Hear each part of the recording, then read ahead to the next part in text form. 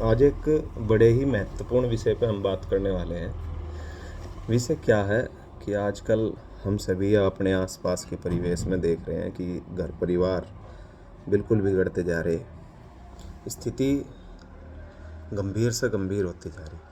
सबसे पहले तो मैं आपको ये बता दूं कि इस वीडियो को बनाने का जो मकसद है वो ये नहीं है कि किसी की भावना या आहत हो या मैं किसी को गलत कहूँ।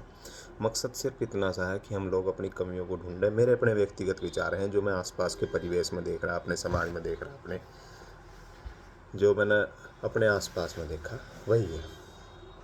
ठीक है, तो परिवार बिगड़ने का सबसे पहला कारण मेरी नज़र में अगर कोई है तो वो वर्चस्व है। आजकल हर कोई परिवारों में भी वर्चस्व की लड़ाई होने लगी। पहले क्या हुआ करता था कि भाई गांव समाज में वर्चस्व की लड़ाई हुआ करती थी कि एक परिवार कोई ज़्यादा बड़ा जमींदार है तो दूसरा परिवार भी उससे कम जमींदार नहीं है, आपस में कि भाई हमारा वर्चस्व चला गया, हमारा इलेक्शन हो गया, प्रधानी लड़ ली, ये इस तरीके की बातें हुआ करती थी। लेकिन अब क्या है, परिवार के अंदर ही वर्चस्व है। कैसे कि माँ सोच रही कि मेरा वर्चस्व हो, बहू सोच रही मेरा वर्चस्व हो, सासू सोच रही मेरा वर्चस्व हो। सबसे पहली कमी तो कहाँ आवे कि भाई हमारी भी बहन है, औरों की भी है, हम भी किसी के लड़के हैं, हमारी भी शादी हुई है, किसी सबके साथ है ये सब चीज़। ठीक है, तो हम जब अपनी लड़की के लिए रिश्ता ढूंढने जावें तो सब तक पहले क्या ढूंढेंगे कि अकेला लड़का हो, और अगर बहनें हो तो शादी होगी हो। मतलब इस तरीके की थॉट मैंने देखी है, इसलिए बता रहा। ऐसा नहीं कि सब ऐसे ही हैं। और अगर सासू ससुरे हों तो निकल लिए हों, ना निकले हों तो क्या नाम पेंशन वेंशन पर चल रहा हो मामला, इस तरीके की सोच। और बाहर लड़का अकेला रह रहा हो। अच्छा, जहाँ लड़का जॉब करेगा हमारी लड़की वहीं रहेगी जी।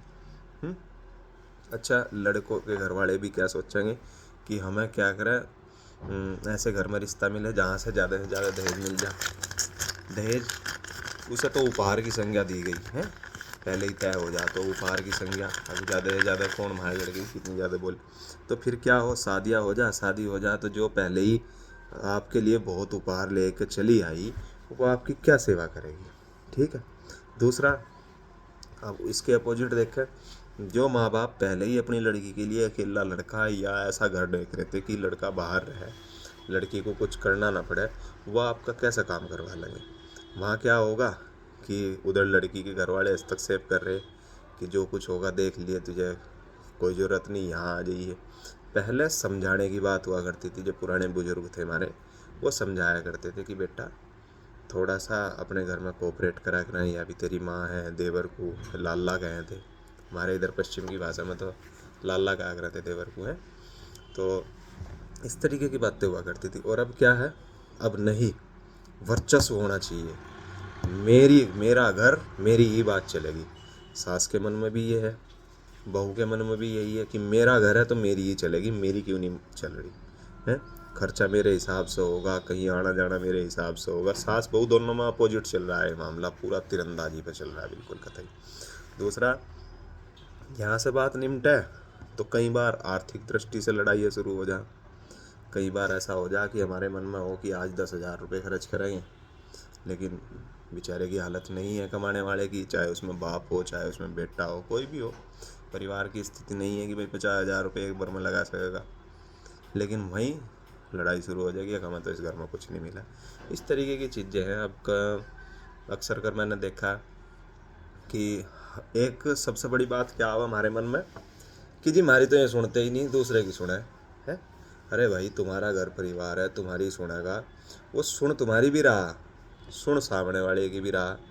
ठीक है, अगर मान लो लड़का आदमी है, आदमी को लेंगे सबसे पहले, अगर आदमी है तो वो सुन अपने घर वालों की भी रहा, अपनी पत्नी की भी रहा, पर वो कर अपने मन की रहा कि जिससे बैलेंस बना रहे। ऐसे ही कई बार बहू को अगजी यानी हमारी सुनती, बहू बेचारी सुन रही लेकिन वह रिएक्ट करेगी, उस चीज़ का जवाब देगी, तो ये हो जाएगा कि बहू तो ज़्यादा बोल रहा है।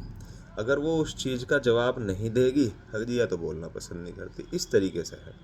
ठीक है, तो जब तक हम अपने परिवार को समानांतर लेकर नहीं चलेंगे, भाई हम मान लो जैसा व्यवहार हम अपनी बहन से कर सोचते हैं कि हमारी बहन से ऐसा व्यवहार हो, ऐसा ही हमें दूसरे की बहन के साथ व्यवहार करना है।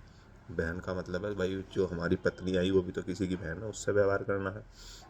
जब हम ये सोच रहे हैं कि हमारी पत्नी मेरे माँ बाप की इज्जत करे तो हमें उसके घर वालों की भी इज्जत करनी है। ठीक है।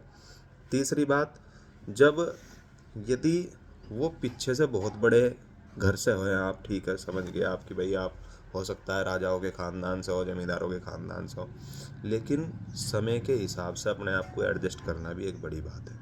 माता सीता भी भगवान राम के साथ जो एक राजपुत्री ही थी और एक चक्रवर्ती सम्राट के लड़के के ब्याही गई थी राम जी के।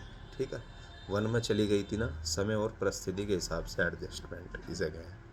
तो आप ठीक है, अगर आप अच्छे ख़ानदान से पीछे हैं, बहुत बड़े परिवार से हैं, बहुत पैसा आपने देखा है, तो ज़रूरी नहीं कि आप वही आगे आपको वही सब चीज़ मिले।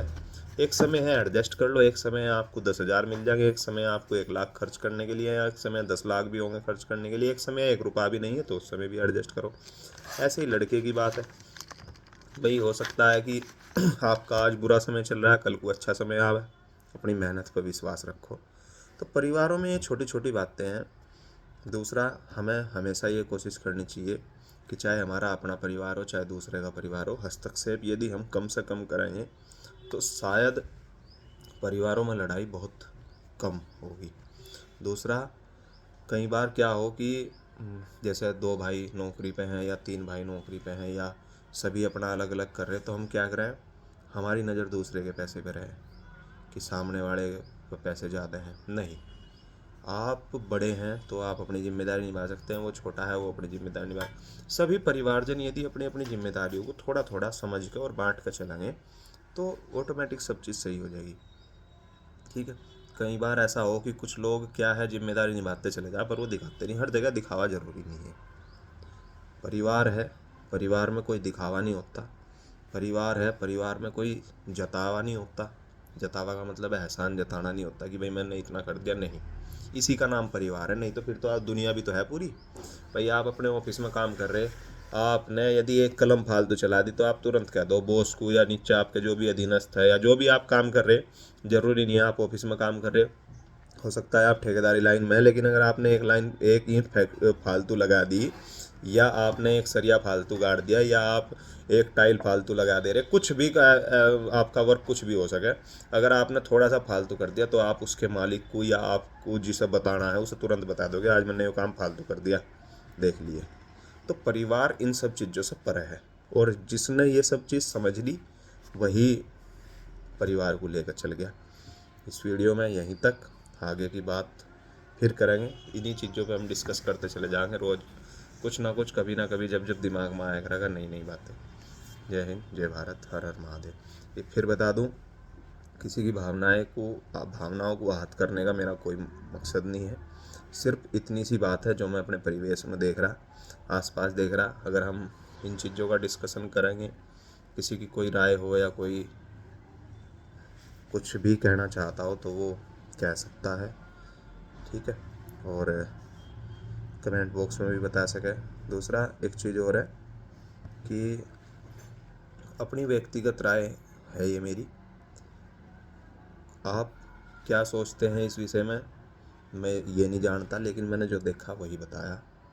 हो सकता है कुछ सत्यता हो सकता है बहुत ज़्यादा सत्यता हो सकता है आपके जीवन में अभी तक ऐसा ना घटा हो, आपको लगे कि ये तो बकवास की बात है, लेकिन नहीं, कहीं ना कहीं बहुत लोगों के जीवन में यही लड़ाइयाँ हैं वर्चस्व की, आर्थिक दृष्टि की, और यही होती आ रही। हमें इन सब चीज़ों को रोकने के लिए अपने आप को संयमता बरतनी पड़ेगी। जय हिंद।